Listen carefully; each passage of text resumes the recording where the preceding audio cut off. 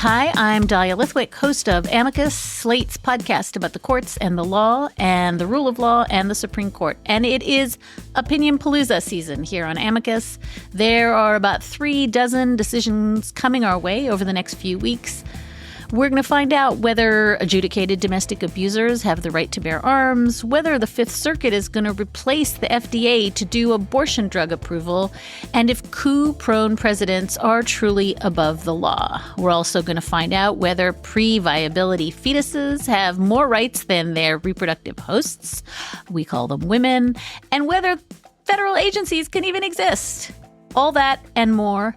And as we attempt to drink from this fire hose of Supreme Court opinions, we're going to be releasing extra emergency episodes for Plus subscribers with analysis of the biggest cases just as fast as Mark Stern and I can race to our closets and fire up our laptops.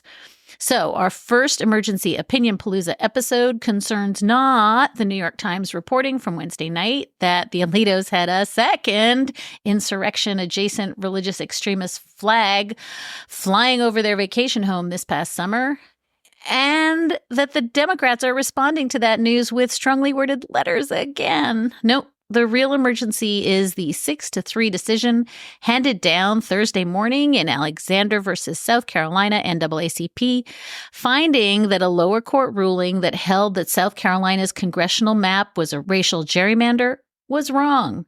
Writing for the 6-3 conservative supermajority, Justice Samuel Alito finds that this major redistricting win in South Carolina was wrongly decided because race was not, in fact, the predominant reason for the new maps.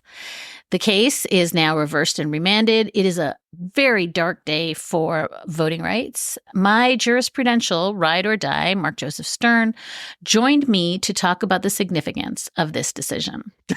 It's terrible. It's a really, really bad decision, Dahlia. I know that people are used to, hearing bad news about the Supreme Court, especially when it comes to voting rights. There might be a temptation to shrug and say, well, what did you expect?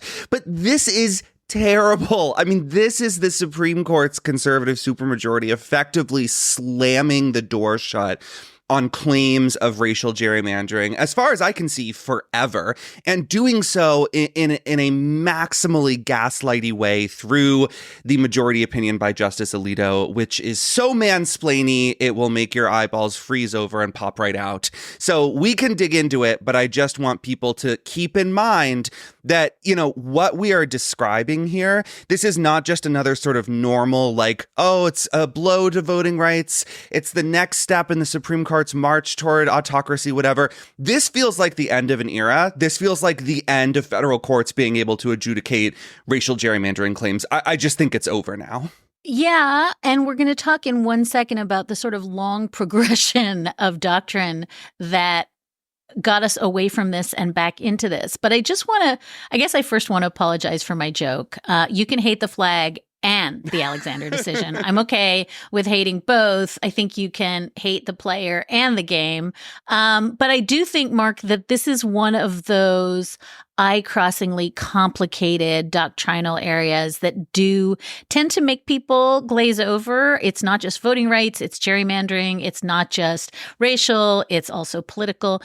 Could you do us the kindness of both setting the table and explaining what you just started to explain, which is as a function of years of Alito and Roberts and other justices hacking away at what had been a kind of a pretty solid edifice protecting minority voting rights, this almost feels like the logical last chain to dismantling that. Yeah, so this is a case out of South Carolina involving two congressional districts, District 1 and District 6. District 1 was drawn by Republican lawmakers in the state legislature to be a Republican district. But throughout the 2010s, it started to lean left. And in 2018, a Democrat narrowly won this district around Charleston. A Republican won it back in 2020.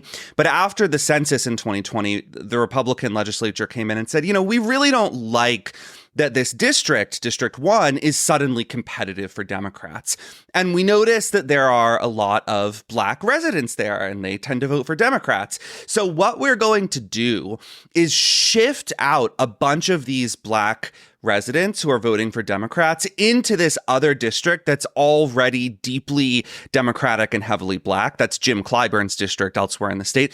We're just going to take these Black voters in District 1 and shuffle them right out. They're going to go elsewhere, and we're going to move some white voters in to District 1. And by doing this switcheroo, we will shore up the district's Republican lean, make it less Black, more lily white, and therefore more GOP friendly. That's what they did. It worked. It is now a more Republican district.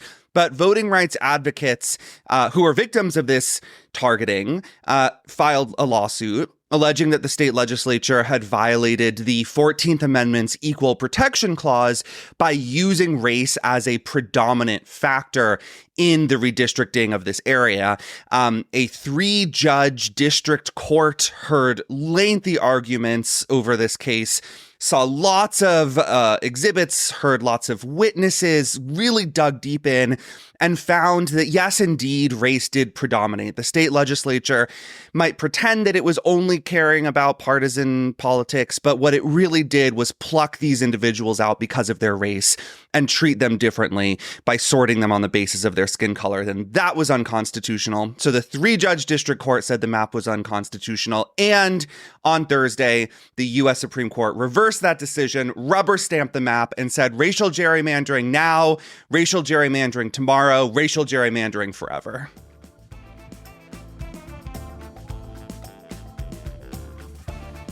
During Opinionpalooza, Slate Plus members don't have to wait for our opinions on the opinions, with access to emergency episodes whenever the biggest decisions come down.